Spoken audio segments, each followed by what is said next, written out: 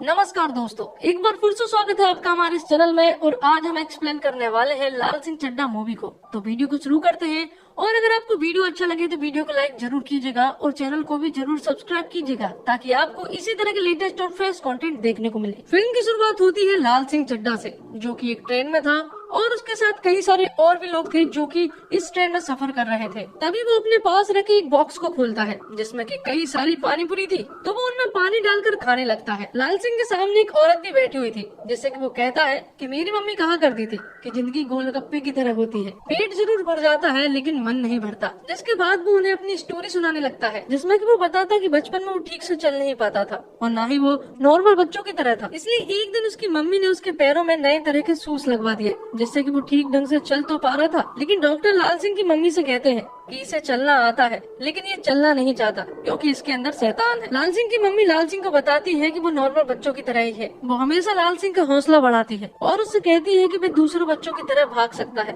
बस उसे कोशिश करनी होगी। यहाँ से ये दोनों डायरेक्ट फादर के पास जाते हैं, जिनका एक स्कूल है। वो लाल सिंह की मम्मी को बताते हैं कि हम इसे स्कूल में नहीं पढ़ा सकते। कुछ बच्चे बहुत इंटेलिजेंट होते हैं, कुछ इंटेलिजेंट होते हैं और कुछ एवरेज होते हैं, लेकिन आपका बच्चा एवरेज से भी कम है, इसलिए हम इसे नहीं पढ़ा सकते। आप इसे किसी कम दिमाग वाले स्कूल में डालिए। तो लाल सिंह की माँ फादर को किसी तरह से कन्विंस करने लगती है और आखिरकार फादर भी मान जाते हैं। और फिर अगले ही दिन से लाल सिंह स्कूल भी जाने लगता है और पहले ही दिन उसकी मुलाकात होती है रूपा से। लाल सिंह कहता है कि उसने रूपा से खूबसूरत लड़की आज तक नहीं देखी। जिसके बाद वो दोनों साथ में ही रहने लगते हैं और उन्हें इस तरह देखकर लाल सिंह की मम्मी भी बहुत खुश होती है, क्योंकि लाल सिंह के कोई भी दोस्त नहीं थे। और साथ में रहकर रूपा और लाल सिंह ने आपस में एक दूसरे से काफी सारी चीजें भी सीखी। लाल सिंह रूपा से शादी करना चाहता था, इसलिए लाल सिंह जब रूपा से शादी के लिए पूछता है तो रूपा कोई भी जवाब नहीं देती। अब आगे हमें बताया जाता कि लाल सिंह की मौसी दिल्ली में रहा करती है और अक्सर वो वहाँ पर घूमने जाया करते हैं। और जब इस बार वो घूमने गए थे तो वहाँ पर अचानक से कई सारे आतंकी हमले हो जाते हैं, जिससे कि उन्हें घर में ही रहना पड़ता है। और जब लाल सिंह अपनी मम्मी से पूछता है कि क्या हुआ, तो लाल सिंह की मम्मी उन्हें बताती कि बाहर मलेरिया फैला हुआ है, इसलिए वो बाहर नहीं जा सकते। यहाँ पर मलेरिया का मतलब आतंकी हमलों से था। जिसके बाद लाल सिंह बताता है कि जब वो लोग मौसी के घर फिर से गए थे तो वहाँ पर कई सारे लोग छत पर डांस कर रहे थे। उन्हें देखकर लाल सिंह भी डांस करने लगता है, जिसका अंदाज एकदम अलग था। और उसे इस अंदाज में डांस करता हुआ देख एक लड़की को वो डांस पसंद आ जाता है, और वो लड़का कोई और नहीं बल्कि शाहरुख खान था। जिसके बाद शाहरुख खान ने उससे एक डांस सीखा और इसी डांस के बदौलत शाहरुख खान एक बहुत बड़ा सुपरस्टार बना। अब लाल सिंह भी बताता है कि जब वो लोग अपने घर वापस आ चुके थे और जब वो रूपा के साथ था तो अचानक से उसके गाँव के लोग उसे परेशान करने लगते हैं, तो रूपा उसे भागने को कहती है। तो लाल सिंह भी सब कुछ छोड़ छाड़ कर भागने लगता है, जिससे कि उसके पैर बिल्कुल ठीक हो जाते हैं और वो बहुत ही तेज रफ्तार में भागता है। अब उसके पैर कुछ यूं ठीक हो चुके थे कि अगर उसे कहीं पैदल भी जाना होता है तो वो दौड़ कर ही जाता है, क्योंकि उसे दौड़ने में मजा आने लगा था। एक दिन लाल सिंह जब स्कूल जा रहा होता है तो वो देखता है कि रूपा स्कूल नहीं आई है, इसलिए वो रूपा के पास जाता है। तो वो देखता है कि रूपा के मम्मी पापा आपस में झगड़ रहे हैं और इसी झगड़े के कारण रूपा के पिता उसकी माँ को जान से मार देते हैं, जिससे कि उसके पिता को जेल हो जाती है। और रूपा का कोई नहीं बचा था सिवाय नानी के। और यहाँ पर हमें पता चलता है कि लाल सिंह के घर पर जो औरत काम किया करती थी वो उसकी नानी थी, जिन्हें लाल सिंह फूफी बुलाया करता है। और ये बात सुनने के बाद लाल सिंह बहुत खुश हो जाता है, क्योंकि अब रूपा के साथ वो फिर से टाइम स्पेंड कर सकता था और उसके साथ रह सकता था। अब वक्त गुजरता है, दोनों का स्कूल कंप्लीट हो जाता है और फिर उन दोनों को शहर भेजा जाता है कॉलेज की पढ़ाई करने के लिए। यहाँ पर भी दोनों साथ में ही रहते हैं, लेकिन अचानक से फिर से लाल सिंह को कुछ लोग परेशान करने लगते हैं, जिन्हें देखकर रूपा लाल सिंह से कहती है कि भागो। और ये सुनते से ही लाल सिंह बहुत तेजी से भागता है और उन लोगों को बहुत पीछा छोड़ देता है। वो भागते भागते ग्राउंड में पहुंचता है जहाँ पर की रेस चल रही होती है, और जाने अनजाने में लाल सिंह भी उस रेस में शामिल हो जाता है और उस रेस को आसानी से कंप्लीट भी कर लेता है और फर्स्ट आता है। ये देखकर कोच उसे रनिंग चैंपियनशिप के लिए सिलेक्ट कर लेते हैं। और जब चैंपियनशिप आती है तो लाल सिंह यहाँ भी बहुत ही तेजी से भागता है और यहाँ भी फर्स्ट ही आता है, लेकिन आगे चलकर वो रुकता नहीं है क्योंकि उसे भागने की आदत है। अब जब रूपा और लाल सिंह साथ में बैठे हुए थे तो यहाँ पर रूपा लाल सिंह को बताती है कि उसे मॉडल बनना है, जिसके बाद एक्ट्रेस बनना है और उसे बहुत सारा पैसा कमाना है। तो लाल सिंह उसे बताता है कि उसके पूर्वज हमेशा फौज में रहे हैं और उसकी माँ भी चाहती है कि वो फौज में जाए, इसलिए वो फौज में ही जाएगा। कुछ दिन बाद लाल सिंह और रूपा का ग्रेजुएशन कंप्लीट हो जाता है और यहाँ पर लाल सिंह की माँ भी आई हुई थी और वो उन्हें देखकर काफी खुश भी होती है। और अब वो दिन भी आ जाता है जब लाल सिंह को फौज की ट्रेनिंग के लिए जाना था। तो जब वो लोग फौज की ट्रेनिंग के लिए जा रहे होते हैं तो पहले ही दिन लाल सिंह की मुलाकात होती है बाला नाम के एक लड़के से। और जब वो दोनों बात कर रहे होते हैं तो यहाँ पर हमें पता चलता है कि बाला आगे जाकर चड्डी बनियान का बिजनेस करना चाहता है। वो इसलिए क्योंकि उसके पिता, उसके दादा, उसके परदादा सभी लोगों ने यही काम किया है और यही काम में वो सभी लोग एक्सपर्ट भी थे। ट्रेनिंग के दौरान बाला और लाल सिंह आपस में साथ रहने लगते हैं और बाला लाल सिंह को चड्डी बनियान के बिजनेस के आइडियाज और फायदे बताने लगता है और यहीं पर बाला लाल सिंह को चड्डी बनियान बनाना भी सिखाता है। ट्रेनिंग के दौरान हमें ये भी पता चलता है कि लाल सिंह ट्रेनिंग के दौरान सभी लोगों से सबसे आगे रहता है, इसलिए कमांडर को लाल सिंह बहुत ही अच्छा लगता है। वो उसे जीनियस कहकर पुकारते हैं। गन को असेंबल करने में लोगों को जितना टाइम लगता है उसके आधे टाइम में लाल सिंह गन को असेंबल कर रख देता है, इसलिए कमांडर को लाल सिंह पसंद है क्योंकि वो जो भी काम करता है दिल से करता है। अब एक दिन लाल सिंह को अखबार में छपी खबर के द्वारा पता चलता है कि रूपा को अरेस्ट कर लिया गया है क्योंकि उसने कुछ गंदी पिक्चरें क्लिक करवाई थी, इसलिए उसके ऊपर कोर्ट केस भी चल रहा है।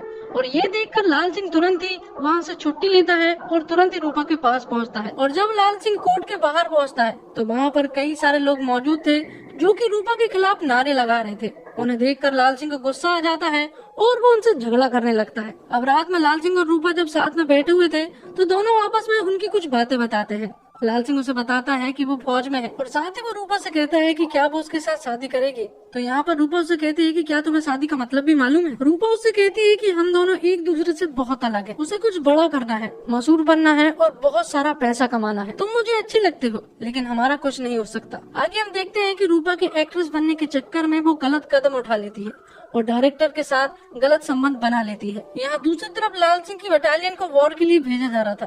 दरअसल उन लोगों को पता चला है कि कारगिल की पहाड़ी पर 6 आतंकवादियों ने बनकर बनाकर रखा है, इसलिए उन लोगों को खत्म करने के लिए इन लोगों को भेजा जा रहा है। और जब वो लोग रास्ते में थे तो यहाँ पर बाला लाल सिंह से कहता है कि क्या वो उसकी चड्डी बनियान का बिजनेस पार्टनर बनेगा। तो लाल सिंह भी हाँ कर देता है, जिसके बाद एक खतरनाक वॉर सीन दिखाया जाता है। और यहाँ पर हमें पता चलता है कि वो सिर्फ 6 लोग नहीं थे बल्कि 6 से ज्यादा थे और वो लोग इन पर भारी भी पड़ रहे थे। और लाल सिंह को मारना बिल्कुल भी पसंद नहीं था, इसलिए वो अपने घायल हुए सैनिकों को बचाने लगता है। और जब वो कई सारे सैनिकों को बचा ही रहा होता है तो उनमें से वो एक ऐसे सैनिक को भी बचा लेता है जो कि उनका सैनिक नहीं था बल्कि वो तो दुश्मन था। तो इस जंग में कारगिल की लड़ाई तो हमने जीत ली थी, लेकिन इस जंग में हमने बाला को खो दिया था और बाला के जाने का लाल सिंह को बहुत ज्यादा दुख होता है। आगे हम लाल सिंह को हॉस्पिटल में देखते हैं। दरअसल लाल सिंह को पिछवाड़े में गोली लगी थी और उसे ऐसा लग रहा था कि शायद मधुमक्खी ने काटा है, इसलिए उसका यहाँ पर इलाज होता है। और उसी के बाजू वाले बेड पर मोहम्मद भी था और ये मोहम्मद वही मोहम्मद है जिसे कि लाल सिंह ने बचाया था और ये एक आतंकवादी है। लेकिन इस बात से सभी लोग अनजान हैं। उन्हें ऐसा लग रहा था कि ये भी एक फौजी है, इसलिए उसका इलाज कराया जा रहा है और इसने इस वॉर में अपनी दोनों टांगे भी खो दी है। आगे हम देखते हैं कि जनरल लाल सिंह से बात कर रहे होते हैं। जनरल लाल सिंह से कहते हैं कि उसने इस वॉर में 5 लोगों को बचाया था, इसलिए अब उसे वीरता पुरस्कार से सम्मानित किया जाएगा। और साथ में उसे ये भी बताया जाता है कि उसकी मेडिकल कंडीशन अब ठीक नहीं है, इसलिए आज के बाद उसे कभी भी वॉर में नहीं भेजा जाएगा, इसलिए अब उसे रनिंग का कोच बना दिया जाता है। कुछ दिनों बाद लाल सिंह को वीरता पुरस्कार के लिए सम्मानित किया जाता है और जब वो वापस लौट रहा था तो वो रास्ते में रूपा को देखता है जो कि एक कार में थी।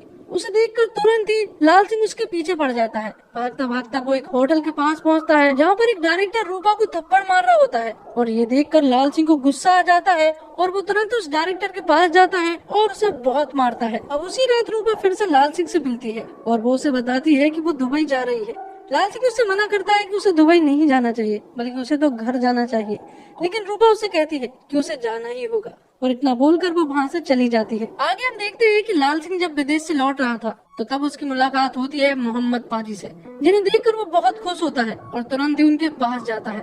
लेकिन मोहम्मद पाजी बिल्कुल भी खुश नहीं थे। वो उसे अपने घर ले जाते हैं और उन्हें बताते हैं कि मैं कोई सैनिक नहीं हूँ बल्कि मैं तो एक आतंकवादी था, लेकिन तूने मुझे बचाया था। लेकिन लाल सिंह यहाँ पर उनसे कुछ भी नहीं कहता। कुछ दिनों बाद लाल सिंह अपने दोस्त बाला का सपना पूरा करने में लग जाता है। दरअसल बाला का सपना था कि वो चड्डी बनियान के बिजनेस को एक बड़े स्तर पर स्टार्ट करे, इसलिए वो 3 लोगों को मशीन चलाने के लिए बुलाता है। उनमें से वो एक खुद भी था। वो दोनों रोज 10-10 चड्डी बनियान बनाते और लाल सिंह एक ही दिन में 20 चड्डी बनियान बनाता। इसी तरह से उन्होंने कई सारे चड्डी बनियान बना लिए थे। सब कुछ बाला के प्लान के मुताबिक चल रहा था, लेकिन प्रॉब्लम ये थी कि चड्डी बनियान खरीदने वाला कोई भी नहीं था। क्योंकि बाला के मुताबिक एक महीने में 800 चड्डी बनियान बिक जाना चाहिए था, लेकिन अभी तक तो सिर्फ 5 चड्डी बनियान बिकी है, और वो भी लाल सिंह की मां ने लाल सिंह के लिए ही खरीदी है। कुछ दिनों के बाद लाल सिंह के गांव पर मोहम्मद पाजी आ जाते हैं और वो उससे कहता है कि वो मशीन तो नहीं चला सकता, लेकिन वो चड्डी बनियान को बिकवाने के लिए मार्केटिंग मैनेजर बन सकता है। सबसे पहले तो बनियान पर लिखे हुए नाम को बदलने को कहता है, तो लाल सिंह उस बनियान का नाम रूपा रख देता है, और तब से उनकी चड्डी बनियान बिकना स्टार्ट हो जाती है। धीरे धीरे कर वो एक बड़े स्तर पर पहुंच जाते हैं और एक बड़ी सी फैक्ट्री को बना लेते हैं। आगे चलकर यही कंपनी बनती है रूपा कॉर्पोरेशन। कुछ दिन बाद मोहम्मद पाजी लाल सिंह से कहते हैं कि जो शहर में मलेरिया फैलता है वो मलेरिया हम ही लोग फैलाते हैं, इसलिए वो चाहता है कि वो वापस जाए और उन लोगों को बताए कि ऐसा नहीं करना चाहिए। तो कुछ दिन बाद मोहम्मद पाजी वापस चले जाते हैं और उनके जाने के बाद लाल सिंह के पास एक कॉल आता है और उसे बताया जाता है कि उसकी मम्मी की तबीयत बहुत ज्यादा खराब है। इसलिए लाल सिंह तुरंत ही दौड़ता हुआ अपनी मम्मी के पास जाता है, जिन्हें की कैंसर हो गया था और वो आखिरी सांसें गिन रही थी, और यहीं पर उनकी मृत्यु हो जाती है। अब लाल सिंह फिर से अकेला हो चुका था और कुछ ही दिनों के बाद एंट्री होती है रूपा की। दरअसल रूपा दुबई से वापस आ चुकी थी। रूपा के वापस आ जाने से लाल सिंह बहुत ज्यादा खुश हो जाता है, लेकिन रूपा कहीं न कहीं अंदर से उदास थी। उसे जरूर कुछ न कुछ तो हुआ था, लेकिन वो लाल सिंह को नहीं बता पा रही थी। और जब लाल सिंह सो रहा था तो अचानक से कुछ पुलिस वाले आकर रूपा को अरेस्ट कर अपने साथ ले जा लेते हैं। और जब अगले दिन लाल सिंह जागता है तो वो अपने पास रूपा को नहीं पाता है। उसे समझ में ही नहीं आ रहा था कि रूपा कहाँ चली गई है। उसे बहुत दुख होता है, क्योंकि हर बार रूपा उसे बता के जाया करती थी, लेकिन पहली बार रूपा उसे बिना बताए ही चली गई थी। इन सभी चीजों के बाद लाल सिंह बेमतलबी गांव की तरफ भागता है, और गांव की तरफ जब वो भागता है तो वो सोचता है कि शहर तक भाग जाए, और शहर से भागते भागते वो शहर से बाहर पहुंच जाता है और कई सारे शहर क्रॉस कर देता है। भागते भागते उसे एक ऐसी लत लग चुकी थी कि वो रुकना ही नहीं चाह रहा था। वहीं दूसरी तरफ हमें बताया जाता कि रूपा के डायरेक्टर ने 5 लोगों का खून किया था, और इसी के बारे में रूपा ने उन्हें बताया।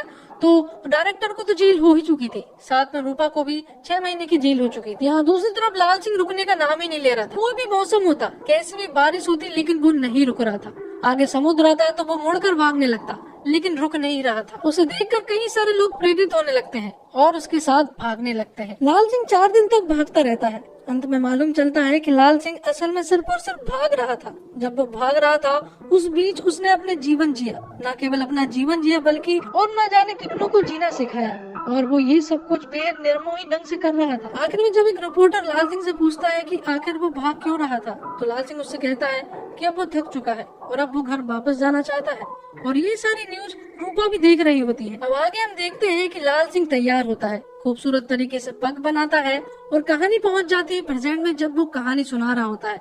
लेकिन यहाँ पर हम देखते हैं कि चंडीगढ़ स्टेशन आ चुकी थी, क्योंकि आज वो रूपा से मिलने के लिए जा रहा था। वो सभी से यहाँ पर बाय बोलता है और खुश होते हुए स्टेशन से बाहर निकलता है, जिसके बाद वो रूपा से मिलता है। रूपा को पानी पूरी का बॉक्स देता है और उसे शादी के लिए प्रपोज कर देता है, और रूपा भी हाँ कर देती है, जिसके बाद उन दोनों की शादी हो जाती है और अब वो खुशी से जीवन बिताने लगते हैं। और कुछ ही दिनों के बाद उनका एक बेटा भी होता है, जिसका नाम अमन होता है। उनकी लाइफ बिल्कुल ठीक चल रही थी, लेकिन अचानक ही रूपा की तबीयत बिगड़ने लगती है, और जब चेकअप कराया जाता है तो हमें पता चलता है कि रूपा को कैंसर है, और अब वो ज्यादा दिनों की मेहमान भी नहीं है, और आगे जाकर रूपा की भी डेथ हो जाती है। जिसके बाद फिर से एक बार लाल सिंह अकेला पड़ चुका था, उसके साथ सिर्फ अपना बेटा था। और आखिर में लाल सिंह अपने बेटे अमन को स्कूल छोड़ता हुआ दिखता है, जहाँ अमन खुश होकर स्कूल जा रहा होता है। और आखिर में लाल सिंह अपनी पूरी फैमिली की फोटो देखता है। तो दोस्तों, लाल सिंह चड्ढा 6 अकेडमी अवार्ड जीतने वाली फिल्म फॉरेस्ट गंप का ऑफिशियल भारतीय रीमेक है। अतुल कुलकर्णी ने भारत को ध्यान में रखते हुए कुछ बदलाव के साथ इस फिल्म को लिखा है। लाल सिंह चड्ढा एक ऐसा शख्स है जिसे बात देर से समझ आती है, या कह सकते हैं कि वह स्ट्रीट स्मार्ट नहीं है, दिल का साफ है और माँ का कहना आंख मूंद कर मानता है। बचपन में उसके पैर की तकलीफ के कारण वह ठीक से चल नहीं पाता था, लेकिन फिर ऐसी दौड़ लगाता है कि रुकता ही नहीं है। लाल का जीवन उसकी माँ रूपा, जिसके लिए वह मर मिटने के लिए तैयार है, खास दोस्त बाला और दुश्मन देश का रहने वाला मोहम्मद पाजी के इर्द गिर्द घूमता है। जीवन के अलग अलग मोड़ पर ये उसके जीवन में शामिल होते हैं और वक्त आने पर जुदा हो जाते हैं। लाल के कारण इनका और इनके कारण लाल के जीवन में बहुत सारे बदलाव आते हैं। लाल के जीवन के साथ साथ भारत में घटी प्रमुख घटनाएं, आपातकाल भारत का 1983 में विश्व कप जीतना, इंदिरा गांधी की हत्या, आडवाणी की रथ यात्रा, बाबरी मस्जिद का ढांचा गिराया जाना और सुष्मिता सेन का मिस यूनिवर्स बनने से लेकर तो 2014 के चुनाव तक की घटनाएं फिल्म की पृष्ठभूमि में चलती रहती है। फिल्म की शुरुआत शानदार है और लाल सिंह चड्ढा का किरदार पहले फ्रेम से ही दर्शक से कनेक्ट हो जाता है, लेकिन यह लेखक द्वारा की गई बड़ी चूक है। और दर्शक इस कैरेक्टर को ठीक से स्वीकार नहीं कर पाते। लाल सिंह और मोहम्मद पर खासे फुटेज खर्च किए गए हैं और यहाँ पर आकर फिल्म में मनोरंजन का स्रोत सूख जाता है। रूपा के लाल सिंह के जीवन में फिर आने के बाद फिर फिल्म में जान आती है, लेकिन इसके पहले एक उबाऊ दौर से गुजरना पड़ता है। फिल्म का एक माइनस पॉइंट ये भी है कि पृष्ठभूमि में हो रही भारत की बड़ी घटनाओं से मूल कहानी का कोई तालमेल नहीं है। इस घटनाओं को बिना किसी पक्ष लिए जस का तस रखा गया है, लेकिन लाल सिंह के जीवन में इन घटनाओं का असर हो रहा है। ऐसा लगता है कि सिर्फ समय को दर्शाने के लिए ये घटनाएं दिखाई जा रही है, जैसे कि आमतौर पर कई फिल्मों में दिखाया जाता है। होना तो ये चाहिए था कि इनका थोड़ा संबंध लाल सिंह के साथ भी दिखना था। अतुल कुलकर्णी ने बतौर लेखक थोड़े बदलाव किए हैं, कुछ बदलाव और कर सकते थे। फॉरेस्ट गंप लगभग 3 दशक पुरानी फिल्म है और इसके बाद से दर्शक उन बातों से भली भांति परिचित हो चुके हैं जिसे फॉरेस्ट गंप देखते समय चौंक गए थे। क्या फॉरेस्ट गंप का रीमेक अब बनना उचित है? फिल्म का लंबा डिस्क्लेमर ही दर्शकों को इशारा कर देता है कि इस फिल्म को आराम से देखना है। दर्शक इसके लिए तैयार भी हो जाते हैं, लेकिन फिल्म बीच में गोते लगाने लगती है तो इसकी लंबाई अकड़ने लगती है। अभिजीत भट्टाचार्य के बोल सार्थक है, प्रीतम का संगीत भी हिट है, लेकिन गाने धीरे धीरे अपनी जगह बना लेंगे। फिल्म तकनीक रूप से मजबूत है, सभी ने मेहनत भी की है, लेकिन एक क्लासिक फिल्म का रीमेक बनाने में देरी हुई है। इसका असर लाल सिंह चड्ढा पर नजर आ सकता है। तो दोस्तों, उम्मीद करता हूँ आपको वीडियो पसंद आई होगी। वीडियो पसंद आई हो तो वीडियो को लाइक जरूर कीजिएगा और ऐसे ही वीडियोस पाने के लिए हमारे चैनल को सब्सक्राइब कीजिएगा, ताकि आपको इसी तरह के लेटेस्ट और फ्रेश कंटेंट मिलते रहे। धन्यवाद। जय हिंद, जय भारत।